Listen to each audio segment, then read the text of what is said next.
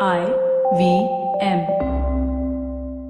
शून्यवन शून्यवन शून्यवन शून्यवन. $1 billion acquisition. Another copycat startup got formed. No, the tech world in India is surely moving double the speed of this voiceover. Tune in to Shunya One every Tuesday to catch us talking to the smartest people we know on the IVM Podcast website, app, or wherever you get your podcast from. Shunya One is brought to you by Setu IMAX.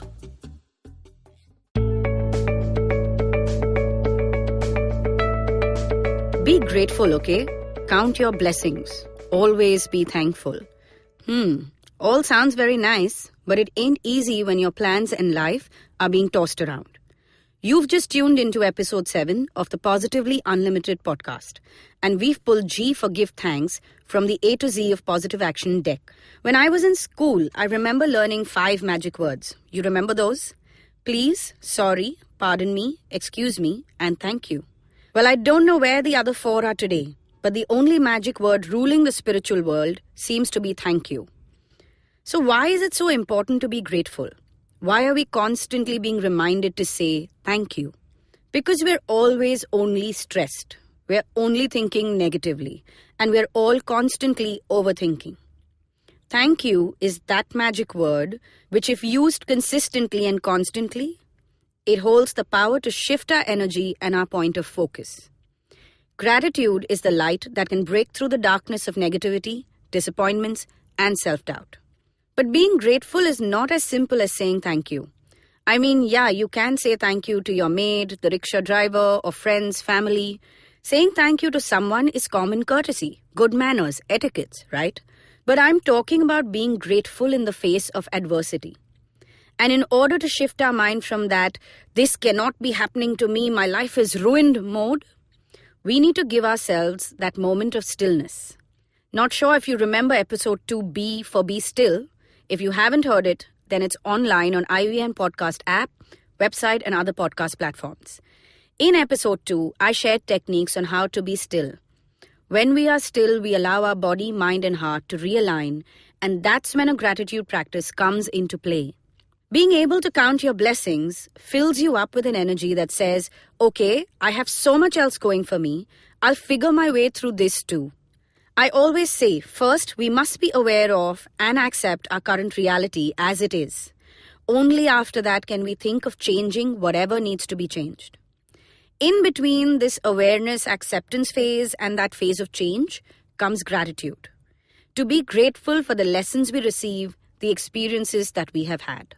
Let me give you an example. Say you are having an awful day at work. You reached office late because, Murphy was in charge of Mumbai's traffic. You missed a deadline because you did not get the data you needed from the others on time. Your boss has told you off because apparently you're his favorite punching bag. I'm sure if I sat in front of you and said, it's okay, you should be thankful you have a job, you'd want to sock me. I would want to sock me too. But let's continue the story just a little bit. So grumpy you gets off work and heads straight home. You enter your empty home. Single you has moved to this city just a couple of years ago. You message a few friends about catching up for a drink. You talk to your mom who happily dumps all her maid troubles on you. And you finally get dressed and step out to meet friends. You end up having a fairly decent night and you head back at the end of it all with a semi-smile of sorts. Where does gratitude fit into this story? I see 4 obvious blessings. But take a moment and see what your rational mind comes up with. There's Mommy Dearest, who distracted you from your irritation. Sometimes maid conversations can help. And then there were your friends. But there's a third one, and that's the money you earn through this job that you don't like as much on this day, but it allowed you to unwind with your friends. And then there's one more, your resilience. Your inherent nature that helped you pull through. When I have a day like this, I'm usually grateful that I have this awesome superpower. I can go to sleep anytime within minutes.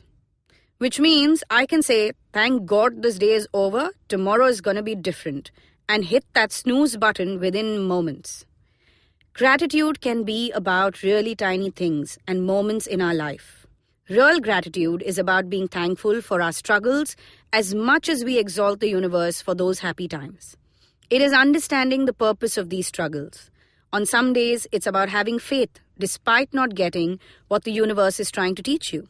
Without struggles, tough times, bad days, how would our bones be infused with emotional resilience? Would that muscle in our skull, some of us call the brain, be able to absorb the wisdom of life and know how to get our bodies through the drama? Without these struggles, we wouldn't realize what needs to change in our personalities or in how we are making choices. I believe gratitude is a lot about faith, the faith that everything has a purpose. But gratitude is also like having a bath. You have to do it daily. Think about it. You cannot try to dig into that piggy bank of thankfulness if you haven't been putting anything in it at all. So here's a gratitude practice to get you started. Fix a time of day. First thing in the morning, maybe in the afternoon during your coffee break, or then at night. It's up to you. You pick the time. At this chosen time, say thank you for something from the last 24 hours. You can write this and maintain a gratitude journal, like many people do these days. You could even be jotting it down in your phone. Or you can just say a quick thank you in your mind and send it out to the universe. It would take you, 10 seconds to say a line or two of thanks? Set that reminder on your phone and just do this much for starters. As the days progress, you will feel a shift of energy. And as this habit of gratitude grows within you, you'll also learn how to treat a bad moment as just that. Remember, a bad moment does not need to turn into a bad day, and a bad day is not equal to a bad life. A gratitude habit can help you tone this negative voice down. So practice it. Find things to be thankful for, repeat it, and let it be what fuels your mind on days when you are feeling low. On some days, I'm thankful for having a beautiful life. While on some, I'm just happy I got 20 minutes to have my coffee peacefully. So find something, as small or big as the day allows, and say a quick thank you. Another pro tip is that gratitude reveals all the lessons in hindsight. When you look back at that event that broke your heart, with a thank you in your heart, the purpose and lessons of that pain become clear. Remember, anger can blur our vision. Hate can blind us. To avoid both of these, think F for forgiveness. Or even better, tune into episode 6 to understand how a forgiveness and gratitude practice can work together to keep us on track. G for give this a thought. Give thanks for a lovely day. I'm giving thanks on this lovely Monday for all you awesome listeners. Thank you so much for tuning in. You were listening to episode 7 of season 1 of the Positively Unlimited podcast. To stay in touch with me, connect with me at Positivity Angel on Instagram or Twitter and at Circle of Positivity on Facebook. I also have a website, circleofpositivity.com. Remember, all episodes of the A-Z of Positive Action are available on IVM Podcast app, website, and other podcast platforms.